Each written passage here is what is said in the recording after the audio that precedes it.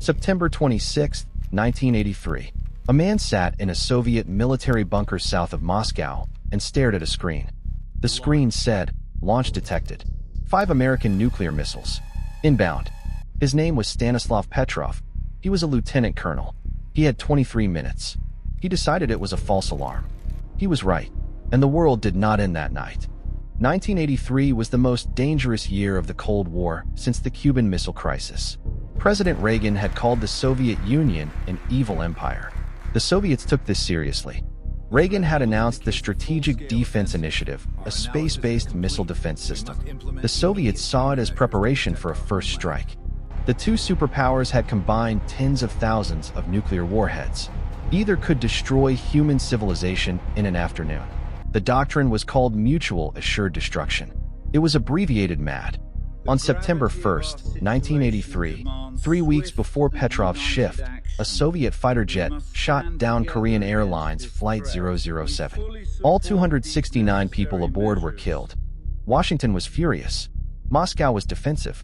The relationship between the two governments was at its lowest point in decades. Both sides were watching each other with extraordinary vigilance. The Soviets had built a satellite early warning network called OKO, the Russian word for eye. The satellites were designed to watch American missile fields 24 hours a day and detect any launch within seconds. The command center for the OKO network was a secret installation called Serpukhov 15, located in a bunker south of Moscow. Inside the bunker, rows of monitors and consoles displayed real-time data from the satellites overhead. Petrov was a senior analyst there. He understood the system's capabilities and its limitations. The OKO system was relatively new. It had been operational for only a short time. Petrov knew it was not perfect. On the night of September 25th to 26th, Petrov was covering a shift for a colleague who was ill. It was not his usual shift. He was there by chance. Shortly after midnight, the duty officer's role fell to him alone. The room around him was quiet. His team of operators sat at their stations. Everything was normal. Then the first alarm sounded. The screen in front of Petrov changed. A single word appeared: launch. The system identified one Minuteman ICBM launched from an American missile field. The confidence level was listed as highest. Protocol was immediate and clear. Report the launch to superior officers. Immediately, the superior officers would report to the Soviet military command. The command would have minutes to decide whether to order a retaliatory strike. A retaliatory strike meant nuclear war. Petrov stared at the screen. Then the system updated. 2 missiles. Confidence, highest. Then 3. Then 4. Then 5. The system was now showing 5 American intercontinental ballistic missiles on a trajectory toward the Soviet Union. His phone was ringing. His subordinates were watching him, waiting for direction. The room had begun to change. People were moving faster. Voices were higher. Petrov put his hand on the phone that connected to his superiors. He did not pick it up. He began to think. The system was new. It had malfunctioned before during testing. It could be malfunctioning now. 5 missiles. Why 5? If the United States was initiating a nuclear first strike against the Soviet Union, they would not launch 5 missiles. They would launch hundreds, thousands. 5 missiles could not disable Soviet retaliatory capability. Launching 5 missiles would guarantee a full Soviet retaliatory response. No rational actor would do this. 5 missiles made no strategic sense. He thought about the satellite. The Molniya early warning satellite was detecting something. But what? Ground-based radar had not confirmed the launches. In a real attack, ground radar would eventually see the missiles, but only after they cleared the horizon. That would take more minutes. Minutes he might not have. But the absence of ground confirmation was a data point. The system said, highest confidence. His training said, trust the system. His experience said, the system is young. It has never been tested in real conditions.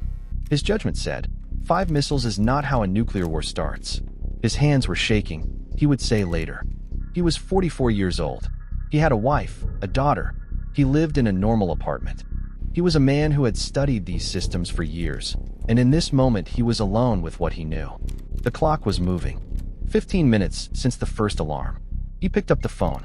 He called his superior officer. He said, I am reporting a system malfunction. This is not a real launch. His superior asked, you are certain? Petrov said, "No, I am not certain, but I believe it is a false alarm." His superior said nothing for a moment. Then he relayed the assessment up the chain. Petrov set the phone down. He had 23 minutes from the first alarm before any real missiles would reach Soviet territory. The clock continued. He sat at his station. He did not move. His team watched him. If he was right, nothing would happen. The alarm would fade.